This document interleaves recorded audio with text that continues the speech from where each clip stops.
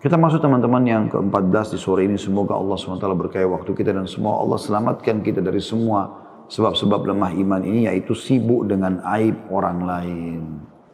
Allahul musta'an.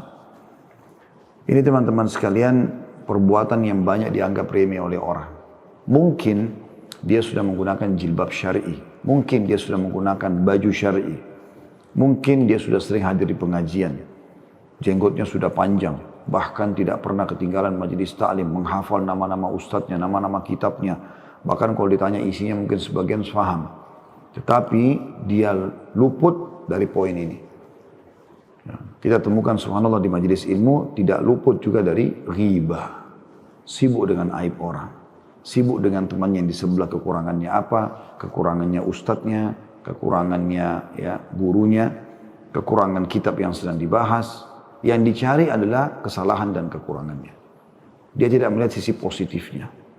Padahal kalau kita mau mencari kesalahan orang, kita pun tidak akan luput dari kesalahan. Semua hidup kita ini pasti ada kesalahannya. Karena Nabi SAW sudah mengatakan, kullu ibn Adam khata' atau khata'un wa khair khata'ina tawwabun. Semua anak Adam pasti berbuat salah, tapi sebaik-baik orang yang berbuat salah adalah orang yang bertaubat. Gitu kan? Nabi Adam AS buat kesalahan, tapi itu tidak dianggap aib karena beliau mengakui kesalahannya lalu kemudian bertaubat. Mungkin dia menjadi aib kalau seseorang berbuat salah, kemudian dia tidak mau mengakuinya. Ya. Termasuk ciri penuntut ilmu, orang muslim yang sejati adalah dia tahu dirinya akan terjun pada kesalahan, lalu dia bertaubat dan kembali. Asal memang kesalahan tersebut bukan disengaja ya.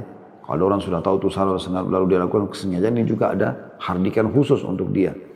Tapi kalau orang tidak menyadari, tidak mengetahuinya, mungkin dia salah ucap, mungkin dia pernah dengar sesuatu lalu dia sampaikan secara umum. Dia tidak bermaksud untuk mengubah-ubah hukum agama, tetapi ternyata dia fahamnya seperti itu selama ini dan ternyata diluruskan oleh sebagian orang gitu kan. Kami sering alami kadang-kadang begitu. Ada beberapa hal yang mungkin itu menurut saya mungkin selama ini benar, tapi ternyata karena pernah saya dengar atau pernah saya baca, dan ternyata ada referensi yang menjelaskan kalau itu keliru. Yang penting kita sebagai penuntut ilmu bisa menerima itu dan meluruskannya. Dan itu sifat orang mukmin. Ya. Mereka kalau melakukan satu perbuatan kesalahan maka dia tadzakkaru fa idza mubsirun, maka mereka tiba-tiba ingat dan akhirnya mereka mengikuti petunjuk. Teman-teman sekalian, kalau kita lihat aib pada seseorang, tugas kita menasihatinya empat mata, meluruskan kesalahannya, supaya betul-betul dia keluar dari permasalahannya itu. Kalau memang Anda karena Allah Subhanahu wa taala, Anda akan lakukan ini. Dan juga kita tidak sebarluaskan aib itu. Walaupun aib itu sudah menyebar ke sana sini, kita harusnya nasihati lillahi ta'ala. Kita datang, nasihatin dia, luruskan kesalahannya. Kalau dia terima, alhamdulillah. Kalau dia tidak mau terima, nah di situ baru boleh ada tahdzir yang diberikan kepada dia. Banyak sekali teman-teman sekalian, kita dilarang dalam ayat Al-Quran, dalam hadis Nabi SAW, kita dilarang untuk sengaja mengorek-ngorek aib saudara kita muslim. Di awal pertemuan kita teman-teman, mari sama-sama kita buka surah Al-Hujurat. Ya, yang insya Allah memberikan gambaran kepada kita tentang masalah larangan ini. Ya. Silakan dibuka teman-teman programnya di surah nomor 49, surah Al-Hujurat. Ya.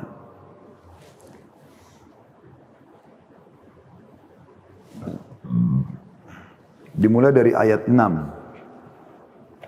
Saya akan bacakan. A'udzu billahi minasyaitonir rajim, surah nomor 49 Al-Hujurat, dimulai dari ayat 6. Ya ayyuhalladzina amanu in ja'akum fasiqun binaba'in fatabayyanu an tusibu qauman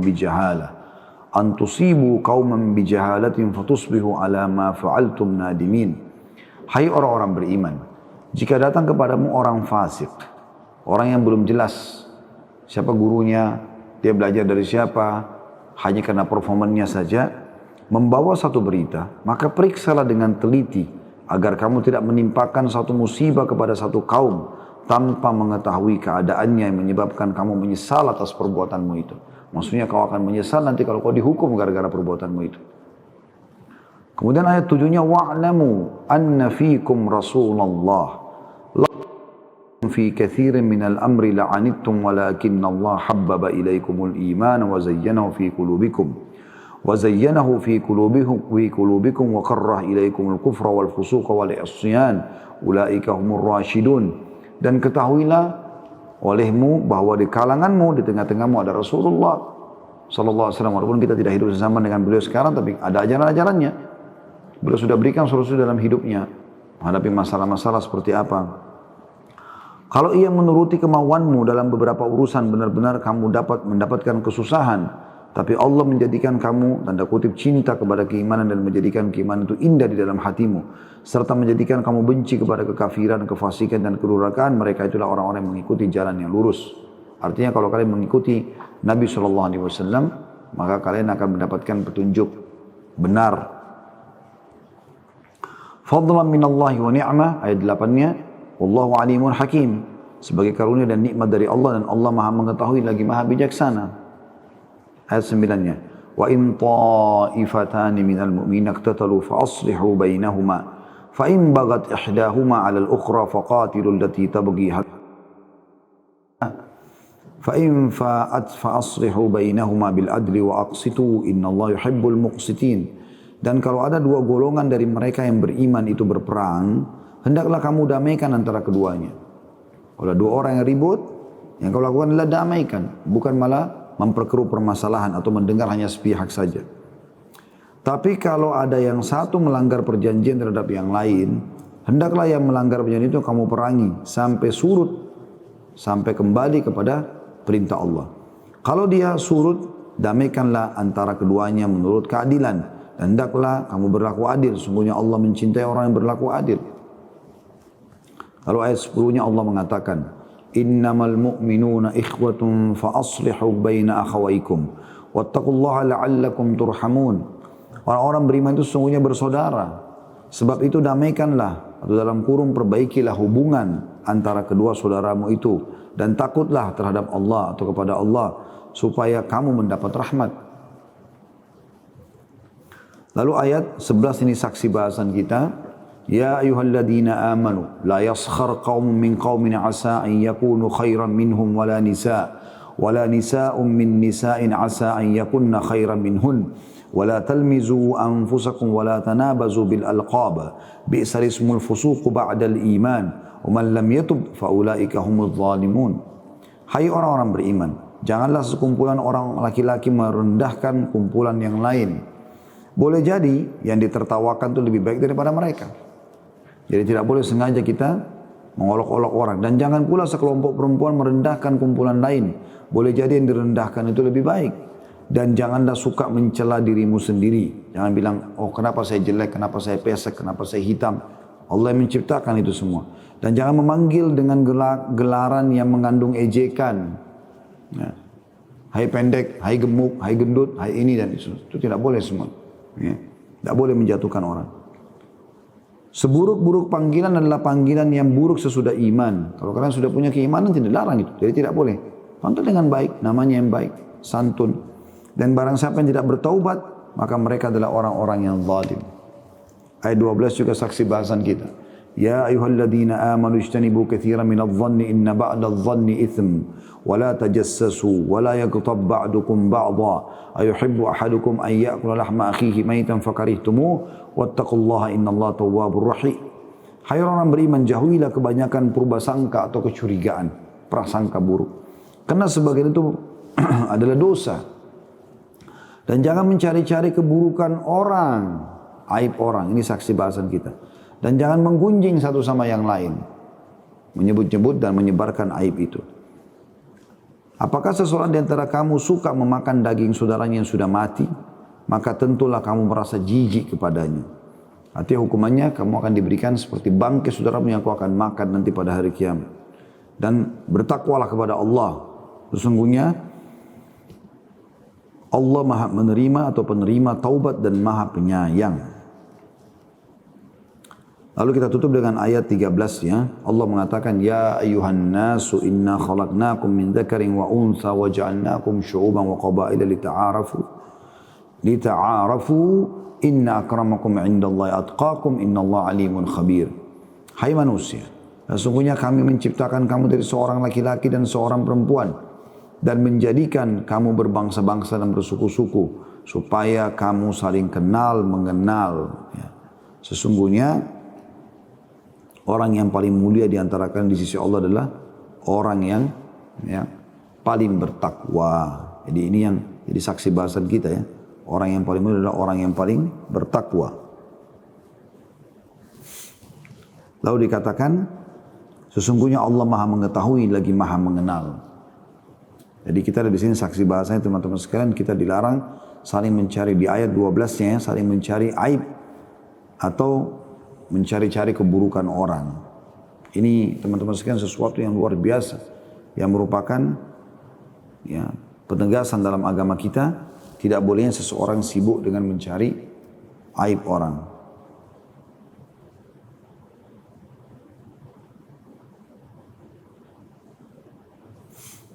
Kemudian juga cukup banyak ya, di dalam Islam kita tidak bolehnya kita melakukan pelanggaran-pelanggaran termasuk sengaja mencari-cari aib orang ya.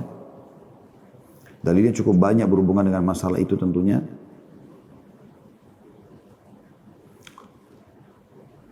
Saya akan coba lihatkan bagaimana hadis Nabi SAW. Hadis ini hadis sahih. Kata Nabi SAW, Iyyakum wadh-dhann fa inna adh-dhanna akdzabul hadits wa la tajassasu wa la tahasadu wa la tahassasu ya. Maaf.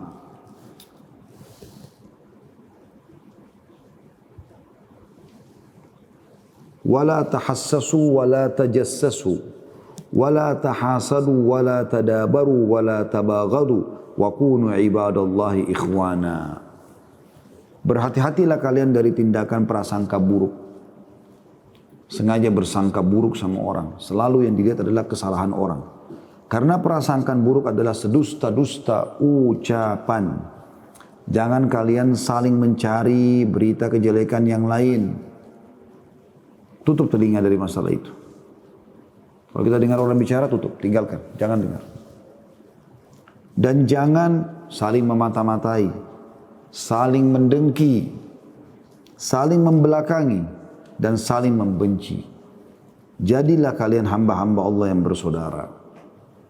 Nah, jadi ini penekanannya sangat luar biasa dalam hadis ini. Dan ini subhanallah berentetan seperti satu sama yang lain ya. Jadi kata Nabi SAW, jangan ya, berprasangka buruk. Karena mulai dari sangka buruk dulu nih. Kemudian nanti akan pindah, jangan mencari-cari kejelekan orang. Kalau sudah sangka buruk, sengaja kita cari kejelekannya. Lalu jangan memata-matai, karena memang setelah sangka buruk, ya, maka akan muncul mencari-cari aib. Setelah itu pasti akan memata-matai, otomatis. Jangan saling mendengki, otomatis akan muncul dengki. Jangan saling membelakangi dan jangan saling membenci. Ini musuhan, akan terjadi itu. Ini adalah hadis Nabi SAW yang luar biasa. Ya. Kata Umar radhiyallahu anhu, wala tadhunnanna bikalimatin kharajat min akhik al-mu'min illa khaira wa anta tajid laha fil khairi muhmala. Artinya, janganlah engkau berprasangka terhadap perkataan yang keluar dari saudaramu yang mukmin kecuali dengan prasangka yang baik. Dan hendaklah engkau selalu membawa perkataannya itu kepada prasangka-prasangka yang baik. Jadi jangan langsung buruk dulu. Banyak orang prasangka buruk, orang tidak sadar. Syekh Abu Bakar bin Jabir al-Jazair juga rahimahullah menyebutkan tafsir surah Al-Hujurat ayat 12 yang sudah kita bacakan. Lalu beliau mengatakan haram mencari kesalahan dan menyelidiki aib-aib kaum muslimin, apalagi sampai menyebarkannya serta menelitinya. Sengaja ngorek-ngorek. Bahkan dalam sebuah hadis yang sahih disebutkan, kata Nabi SAW, siapa yang sengaja mengorek-ngorek aib saudaranya, maka Allah akan juga membongkar aibnya walaupun dari dalam rumahnya. Syekh Sa'di berkata, rahimahullah, jangan kalian meneliti aurat atau aib kaum muslimin dan jangan kalian menyelidikinya. Ya. Jadi tidak boleh kita dilarang itu. Beda kalau memang Anda dasarnya punya tugas yang resmi misalnya dari pemerintah gitu kan. Anda sebagai pengawas keuangan segala macam itu Anda harus mencari tahu, itu lain. Tapi kalau Anda tidak ada hubungannya dengan itu semua, jangan ikut-ikutan. Begitu juga Syekh Utsaimin berkata rahimahullah, tajassus atau memata-matai atau mencari-cari aib orang lain, ya, atau menyelidiki kejelekan orang lain adalah masuk dalam ayat tadi yang dibahas. Tajassus.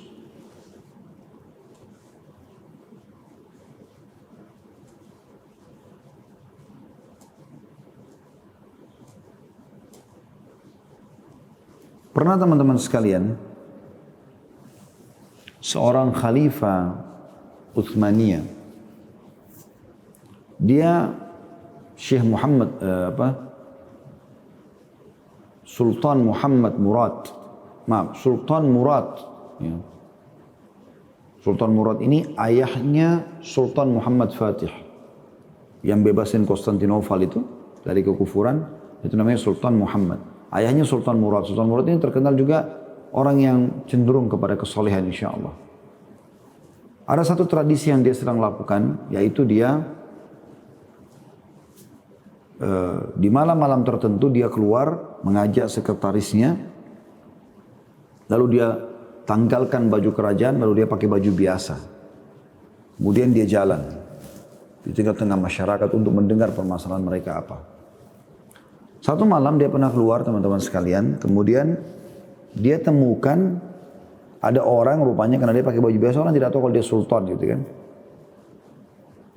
Maka pada saat dia jalan di tengah-tengah masyarakat, ada satu orang pegang botol khamr, kepleset, jatuh, kepalanya terbentur jalanan, mati. Di tangannya ada botol khamr. Begitu jatuh dia lihat, dia berhenti. Uniknya waktu dia berhenti tidak ada satupun orang yang datang merumuni untuk membantu beliau, Sultan Murad. Maka dia sama sekretarisnya heran. Biasanya orang kalau jatuh seperti ini spontan orang pada datang gitu. Lalu dia mengatakan, hai muslimin, ada orang jatuh. Dicek sama beliau, udah meninggal orangnya. Gak ada yang peduli. Ada rupanya satu rumah di situ di depan jenazah ini. Buka pintu, lalu Sultan Murad bilang, ini orang jatuh, bisa dibantu nggak? Kata dia, nggak usah kau bantu, untuk apa kamu bantu? Dia tidak tahu kalau yang diajak bicara ini sultannya. Gitu kan. Lalu kata Sultan Murad, kenapa? Dia bilang, orang ini setiap hari mabuk, minum khamr, setiap hari berzina. Lalu untuk apa kita bantu? Kata Sultan Murad, paling tidak dia muslim, sudah meninggal. Kalau anda tidak mau bantu, tunjukkan saya minimal alamatnya. Maka orang itu pun menunjukkan alamatnya. Sultan Murad membawa dengan sekretarisnya. Sekali lagi tidak ada yang tahu kalau dia raja. Kemudian dia ketuk-ketuk, ternyata ada seorang ibu buka pintu. Itu ternyata istrinya orang ini. Nangis ibu itu. Waktu nangis-nangis, dia diizinkan, Sultan Murad sama sekretarisnya diizinkan untuk membawa jenazah masuk ke dalam. Lalu kata Sultan Murad setelah ibu itu agak tenang, dia mengatakan, ini siapa? Dia bilang, ini suami saya. Lalu kata Sultan Murad, kenapa suamimu ini dituduh oleh orang-orang berzina dan dituduh minum khamr? Dan tadi tidak ada yang mau bantu dia. Kata istrinya orang itu, saya sudah tahu. Apa yang akan terjadi saya sudah tahu. Bahkan saya pernah bilang sama suami saya. Tapi ketahuilah, bahwasanya suami saya bukan pezina, bukan pemabuk. Sultan Murad penasaran. Kok bisa? Memang bagaimana ceritanya? Kata istrinya, suami saya ini orang saleh. Dia punya toko di tengah-tengah kota Istanbul, di Turki. Dia selalu saja, setiap hari kalau pulang, berapapun keuntungannya, dia bagi menjadi 3 bagian. Sepertiganya diantar ke kami, untuk kami makan. Sepertiganya diberikan khamr, kemudian dia bawa pulang ke rumah, dan dia membuang khamr itu di WC. Ya. Dan dia mengatakan, segala puji bagi Allah, minimal yang memudahkan saya menghemat khamr yang tadinya bisa diminum oleh anak-anak muda muslimin. Jadi dibeli bukan untuk diminum tapi untuk dibuang. Dan sepertiga lagi dia pergi ke tempat pelacuran, kemudian dia membayar berapapun dia mampu dari pelacur itu agar tidak bertugas pada hari itu, tidak berzina. Seakan-akan sudah di-booking sama dia, berhenti. Dan saya sudah pernah bilang, hai suamiku, ini nanti kalau orang tidak tahu, orang pikir kau pemabuk, orang pikir kau juga akan berzina. Karena itu orang lihat. Maka dia mengatakan tidak usah khawatir wahai istriku, karena Allah Maha mengetahui. Dan kalaupun aku meninggal nanti, maka Allah akan datangkan sultan bersama para pejabat pemerintahan untuk mensolati jenazah saya atau jenazahku. Tiba-tiba Sultan Murad meneteskan air mata lalu mengatakan, sungguh benar yang suamimu ucapkan, hai ibu. Saya Sultan Murad dan ini adalah sekretaris saya. Dan saya akan datangkan ulama-ulama Turki untuk mensolati jenazah suamimu esok hari ini. Jadi teman-teman, kadang-kadang subhanallah ada orang yang seperti ini ternyata tidak melakukan kemaksiatan. Kalau kita tidak tahu, jangan ikut-ikutan, jangan masuk. Sedangkan itu aibnya saja dia, kita dianjurkan menasihatinya dengan cara yang baik. Imam Ahmad rahimahullah pernah menasihati muridnya. Dia datang tengah malam. Orang udah tidur, senyap. Dia ketuk pelan-pelan pintu rumah muridnya. Muridnya dengar ada suara ketukan, lalu dia mengatakan, siapa? Kata Imam Ahmad, Ahmad. Buru-buru muridnya buka karena dia tahu Ahmad nama gurunya. Kemudian dibuka pintu, lalu Imam Ahmad, muridnya mengatakan, silakan masuk Imam. Imam itu kayak kita kiai, guru. Lalu kata Imam Ahmad, kecilkan suara, ini tengah malam. Lalu kata muridnya Imam Ahmad, masuk pelan-pelan dengan menjingkar-jingkarkan kakinya. Sampai tiba di kursi yang dipersilakan masuk dulu oleh muridnya. Kemudian dia dengan suara kecil Imam Ahmad mengatakan, kata muridnya begini, ada apa wahai imam? Gitu. Imam Ahmad mengatakan, kecilkan suaramu.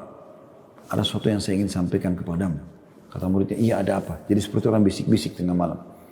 Kata Imam Ahmad, tadi pagi kemarin, saya lihat kamu mengajar murid-muridmu. Jadi kebetulan murid ini sudah punya murid-murid juga gitu kan. Dan kamu berada di bawah pohon, naungan pohon, kamu tidak kepanasan, murid-muridmu di bawah matahari. Tidak ada naungan. Saya khawatir kau dihisab sama Allah hari kiamat. Ini subhanallah, hanya itu saja yang dianggap kesalahannya oleh Imam Ahmad. Jangan sampai nanti dia mengajar, dia berada di naungan pohon, dia tidak kepanasan, murid-muridnya semua pada kepanasan. Takut nanti dihisab muridnya pada hari kiamat. Maka saya datang menasihati kamu, jangan kau ulangi itu. Kata muridnya, jazakallah khair. Imam Ahmad tidak banyak bicara, jingkrak-jingkrakkan lagi kakinya pelan-pelan keluar dari rumah tersebut lalu pergi. Nasihat lillahi ta'ala. Ingin mendapatkan pahala. Hanya antara dia dengan orang si pelaku ini. Sudah menjadi fitrah manusia teman-teman, kalau orang dinasihati di depan umum, seperti seakan-akan diserang, maka yang terjadi defense dan dia tidak akan menerima nasihat itu. Sehingga sia-sia saja kita. Bahkan bisa rusak niat kita, ditunggangi oleh syaitan untuk menganggap remeh saudara kita itu. Padahal bisa saja mungkin kita benar di satu sisi dibandingkan dia di poin itu, tapi belum tentu di yang lainnya. Mungkin dia lebih baik kepada istrinya, mungkin lebih baik kepada anaknya, mungkin lebih baik sama orang tuanya, mungkin dia lebih banyak sholat malamnya, mungkin lebih banyak hafalan Qur'annya, mungkin lebih banyak zikirnya, mungkin lebih banyak sedekahnya, kan begitu. Sementara kita sudah berbangga dengan, berhasil menyoroti satu aibnya. Untuk apa? Bukankah Nabi SAW bersabda pada saat mengangkat bangkai kambing di pasar, kemudian mengatakan, sungguh demi zat yang jiwa Muhammad dalam genggamannya, seseorang di antara kalian memakan bangkai yang lebih ringan daripada dia menceritakan aib saudaranya muslim. Dalam hadis lain dikatakan, sungguh cukup berat dosa dan hukuman bagi seseorang yang sibuk mencari atau menceritakan aib saudaranya. Dalam riwayat lain juga kata Nabi SAW, riba 72 pintu, yang paling rendah seperti orang berzina sama ibunya sendiri, itu paling rendah siksaannya. Itu bab zina ini paling tinggi ya. Tapi di bab riba, ya, berzina dengan ibu itu adalah paling rendah. Dan yang paling tingginya, seperti seseorang setara dengan seseorang mencoreng kehormatan saudaranya muslim. Tutupi aib saudara muslim. Doakan supaya dapat hidayah. Nasihati dia. Lillahi ta'ala. Lillahi ta'ala. Dinukil dari sebagian salaf, bahwasanya pernah menghadiri acara bersama khalifah. Kebetulan dia jadi penasihat khalifah. Dan dia mengatakan, di sebelah saya tiba-tiba ada orang di acara itu mengatakan, wahai saudaraku, bertakwalah kepada Allah subhanahu wa ta'ala atas khalifah ini. Dan jangan kamu justru takut pada khalifah ini, dan kau bengkalikan haknya Allah. Ketahuilah, kau penasehatnya dan kau akan dituntut pada hari kiamat dari apa semua itu. Kata orang ini, saya menasihati itu kayak belum pernah saya dengarkan nasihat seperti ini. Dan saya seperti disirami dengan air sejuk untuk hati-hati dengan tugas saya. Kemudian saya berharap dengarkan nasihat tambahannya. Lalu saya mengatakan karena banyak tamu, lanjutkan nasihatmu. Lalu dia pun mengatakan, ingatlah, setiap perkataan, setiap keputusan khalifah, engkau terlibat di situ. Dan engkau pun akan dituntut pada hari kiamat. Maka hati-hatilah. Sekali lagi bertakwa kepada Allah atas khalifah ini. Dan jangan kau takut pada dia, dan kau bengkalikan haknya Allah. Kata dia, saya sangat sejuk. Begitu saya mau mengatakan tambahkan lagi, saya balik ke sebelah kiri, sudah enggak ada orang itu. Saya berusaha cari, mau tahu siapa yang bicara, enggak ketahuan orangnya. Bayangkan begitu mereka menasihati karena Allah SWT. Bukan malah expose di medsos, bukan malah luar biasa sudah tidak tahu batasannya. Semua kesalahan orang dibuka, semua begini dan begitu. Yang lebih buruk kadang-kadang subhanallah, dia lagi salah. Dan kebongkar salahnya nih.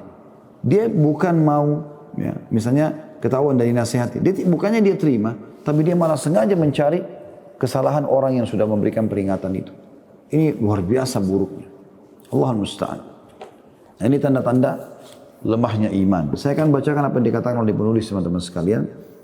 Di halaman 71 di sebab ke-14 dari buku 31 sebab lemahnya iman ya.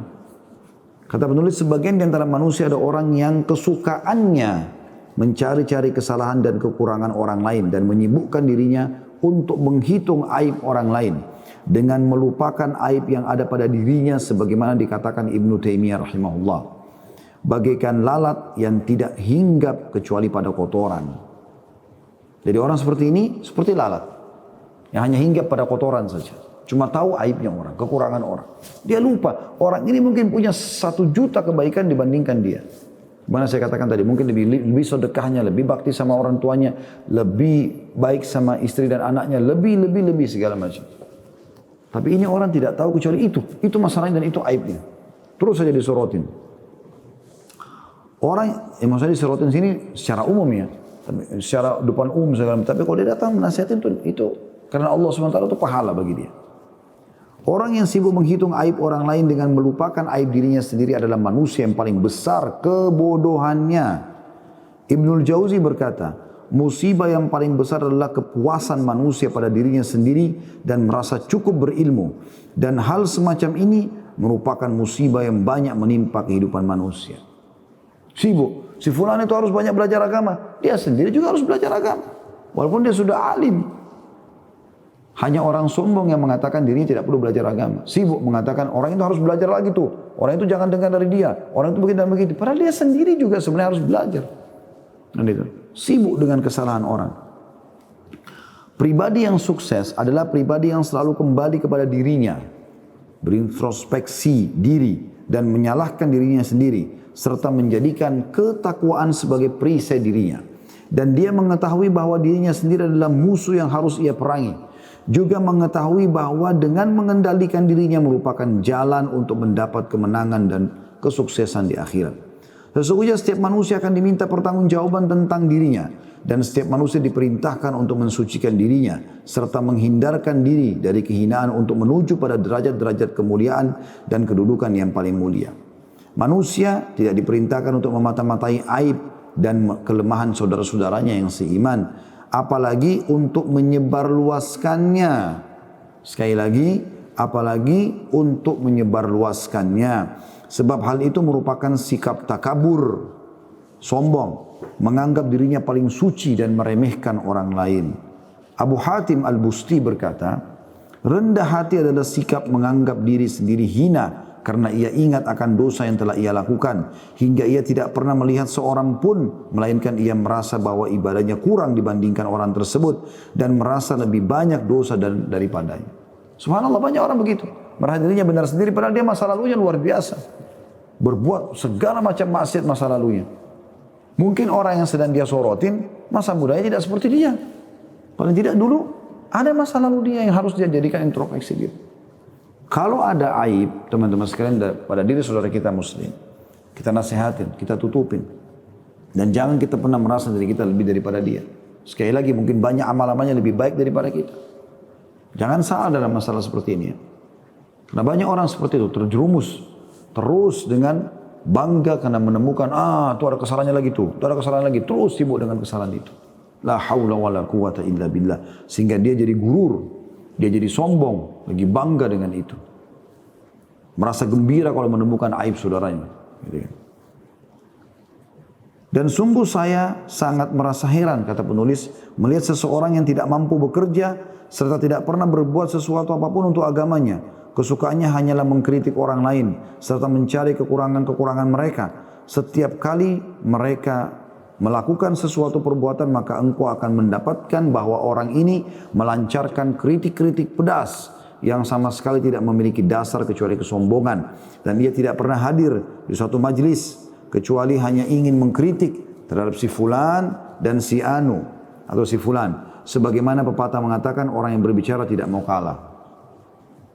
Mereka yang suka mengkritik itu pada hakikatnya tidak pernah berbuat maka dari itu amat mudah bagi mereka untuk melontarkan kritikan, dikarenakan mereka tidak pernah berbuat.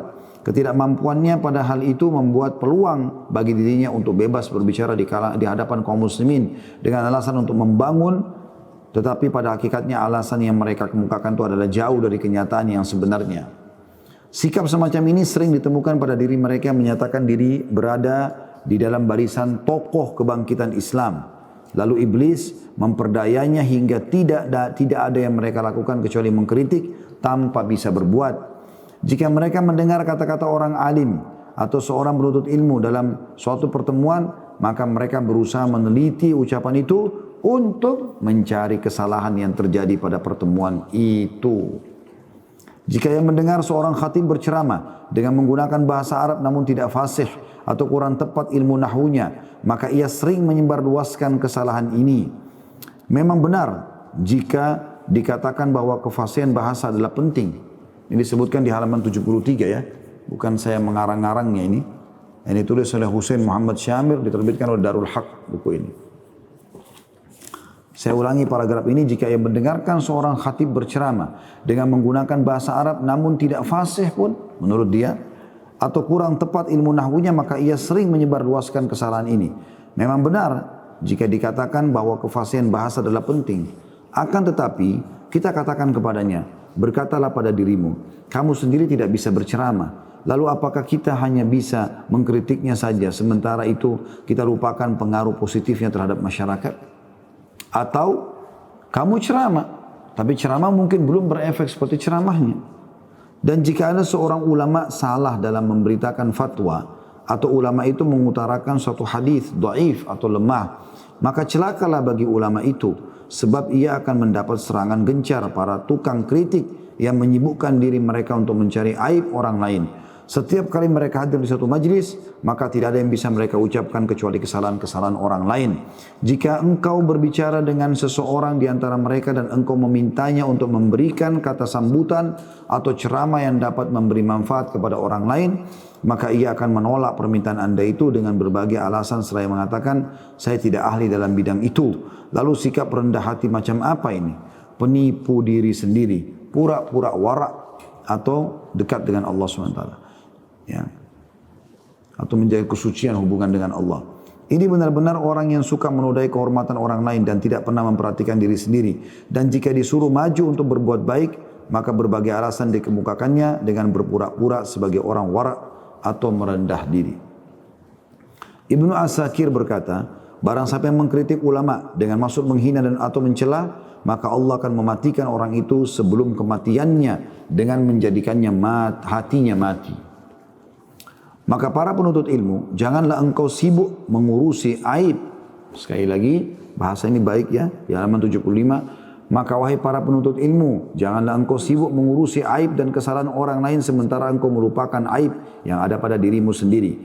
Tapi hendaklah anda mempersibuk diri dengan kekurangan diri, mendidiknya dan melakukan tazkiyatun nafs atau mensucikan diri. Dan seharusnya anda berpendirian Tanda kutip bahwa saya akan menyerahkan urusan orang lain kepada Sang Pencipta, Allah Subhanahu wa taala. Maka tidak layak bagiku mencari-cari kesalahan orang lain atau menentangnya, dan tidak ada hak bagiku mengintip perbuatan orang lain di balik tabir. Juga aku tidak akan menajamkan telingaku di balik dinding, sebagaimana aku tidak akan mengikut kanan dan sikut.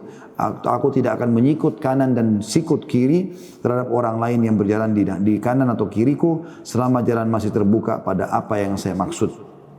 Akan tetapi tidak ada larangan bagi seseorang yang datang kepada saudaranya untuk memberikan nasihat serta menerangkan aib-aibnya dalam rangka melakukan islah atau perbaikan dan meluruskan kesalahannya. Tapi antara dia sama saudaranya, bukan sengaja mengekspos sana sini. Ya. Apalagi memang bisa saja saudara kita bukan sengaja melakukannya. Apalagi dia orang yang bisa menerima masukan. Itu sudah tegak hujjah kepada orang yang terus sibuk mencari kesalahan orang. Akan tetapi, kata beliau, tidak ada larangan bagi seorang yang datang kepada saudaranya untuk memberi nasihat serta menerangkan aib-aibnya dalam rangka melakukan islah atau perbaikan dan meluruskan kesalahan. Alangkah nikmatnya suatu persahabatan yang didasari dengan niat ikhlas dan saling menasihati karena Allah dan mencintai saudaranya sebagaimana yang mencintai dirinya sendiri. Seorang mukmin adalah cermin bagi saudaranya dan kritik yang membangun adalah suatu hal yang diperlukan.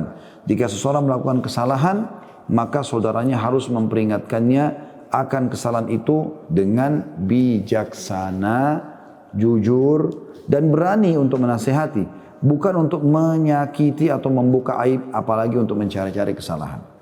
Tidak sedikit orang yang selalu berupaya mencari-cari kelemahan dan kesalahan orang lain dan melancarkan kritikan-kritikan pada perkara besar maupun kecil yang selalu menelusuri aib-aib dan kelemahan. Lalu Allah membuka aibnya sendiri di hadapan orang banyak hingga ia sesat atas dasar ilmu dan aib menimpa dirinya sendiri. Hal semacam itu hendaklah dijadikan pelajaran bagi orang-orang yang berfikir. Alangkah indahnya hidup manusia yang selalu berkomunikasi dengan dirinya sendiri. Bukankah engkau telah melakukan perbuatan ini dan itu? Lalu ia menghinakan diri sendiri di hadapan Allah serta memohon kepadanya, Allahumma ati nafsi taqwaha wa zakkiha anta khairu man zakkaha. Ya Allah, berikanlah ketakwaan pada diriku ini dan sucikanlah ia. Karena engkau adalah sebaik-baik pensuci atau pembersih jiwa. Jadi teman-teman, bahasan kita insyaAllah pada kesempatan ini yaitu sebab lemah iman yang ke-14, mencari-cari aib orang lain. Jadi sekali lagi kalau anda menemukan aib itu, maka coba luruskan. Dan itu pun menasihatinya dengan cara sembunyi karena Allah Subhanahu wa taala, maka itu akan lebih tepat sasaran. Allahu a'lam.